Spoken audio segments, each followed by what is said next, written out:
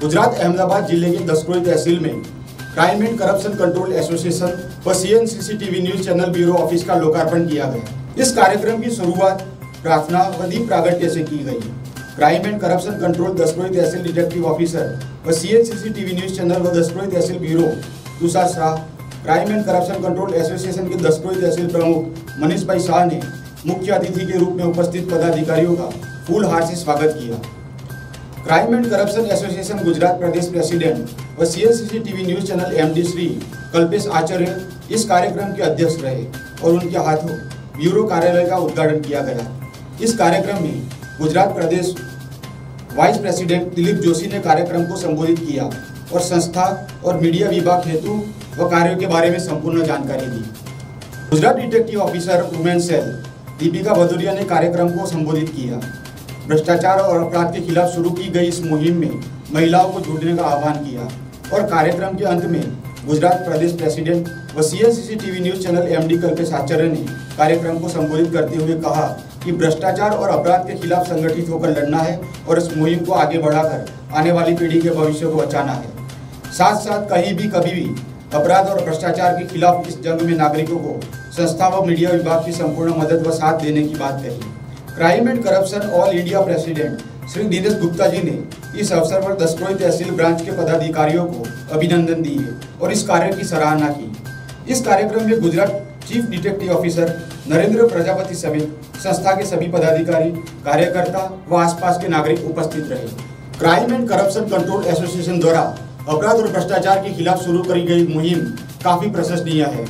संस्था चाहती है कि आने वाली पीढ़ी के सलामत व बेहतर भविष्य के लिए देश के नागरिक अपना संपूर्ण साथ दें और आसपास में हो रहे अपराध व भ्रष्टाचार को आईना दिखाने के लिए संस्था और न्यूज चैनल का साथ दें और इस मुहिम को आगे बढ़ाएं।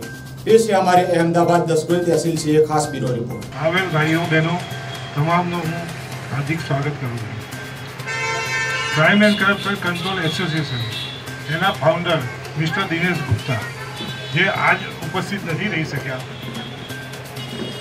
એ આયા હોત તો આપ લોકોને બહુ સારી મજા આવત એમને સાંભળવાની કે જે ફાઉન્ડર છે એમને બહુ સારી એવી મહેનત કરી છે કે ક્રાઇમ એન્ડ કરપ્શન કંટ્રોલ એસોસિએશનને ગવર્મેન્ટ તરફથી પહેલાં તો એમને સેન્ટ્રલ વિજિલન્સ સાથે ટાઈપ કરી, એ પછી નીતિ આયોગ જે આપણા દેશની અંદર યોજના આયોગ તરીકે ઓળખાતું હતું એને મોદી સાહેબે 2014ની અંદર વડાપ્રધાન બન્યા પછી 36 ડિપાર્ટમેન્ટને એકત્રિત કર્યા અને એનું નામ નીતિ આયોગ આપ્યું।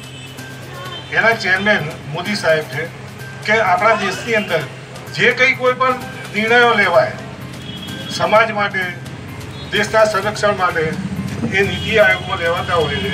એના કોર ગ્રુપની અંદર આપણા હિન્દુસ્તાનના જેટલા સ્ટેટ છે એના જે CM હોય એ આપોઆપ કોર ગ્રુપમાં આવે છે।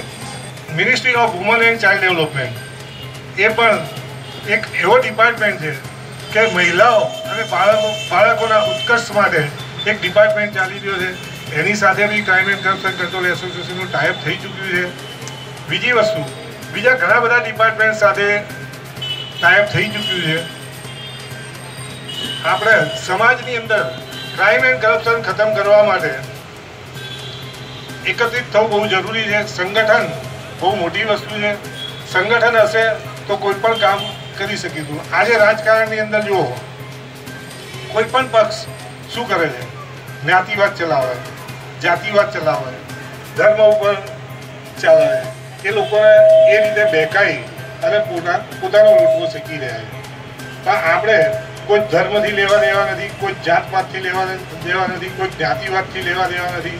આપણે ખાલી ઇન્સાનિયત એ જ ધર્મ છે, કેમ કે આવનારા સમયની અંદર આપણી પેઢી આપણને માફ નહીં કરે કે આજે આપણે કોઈ પણ જગ્યાએ જઈએ, કોઈ પણ ડિપાર્ટમેન્ટમાં જઈએ તો કે ભાઈ અહીંયા તો તમારે એક આધાર કાર્ડ કઢાવવું છે તો કે 200 રૂપિયા આપવા પડશે, 500 રૂપિયા આપવા પડશે। આ તો એક વ્યવહાર બની ગયો છે। વ્યવહાર એટલે શું? તમે તમારા દીકરી કે દીકરાના મેરેજ કરી રહ્યા છો કે આ વ્યવહાર, અને એ અટકાવવું બહુ જરૂરી, નહીં તો આવનારી પેઢી માટે જીવવું બહુ મુશ્કેલ થઈ જશે। તમે સાચું કામ કરાવવા જાઓ, તમારો હક છે, એના માટે તમારે પૈસા ખર્ચવાના, તો લોકશાહી કેવી? એ બહુ વિચાર કરવા જેવી બાબત છે કે આવનારી પેઢી આપણને માફ ના કરે એના બદલે આપણે ગુનાખોરી ભ્રષ્ટાચાર એ અટકાવવું એ આજથી આપણે એક મોહિમ બનાવી લેવી જોઈએ. દરેક જણ આવેલા છે એ લોકોએ એક વિચારધારા નક્કી કરી લેવી જોઈએ કે હું આજથી કોઈ પણ પ્રકારનું ગુનાખોરી નહીં થવા દઉં, હું પોતે ભ્રષ્ટાચાર નહીં કરું અને નહીં કરવા દઉં. આ બહુ અગત્યની વસ્તુ છે. આવનારા સમયમાં પેઢીને જો આપણે સારી રીતે એ કરવું હોય કે ના આપણી પેઢી શાંતિથી જીવી શકે તો crime and corruption control association સાથે જોડાઓ અને એ ખતમ કરવા માટે અમારી મુહિમને આગળ વધારવા માટે સાથ સહકાર આપો.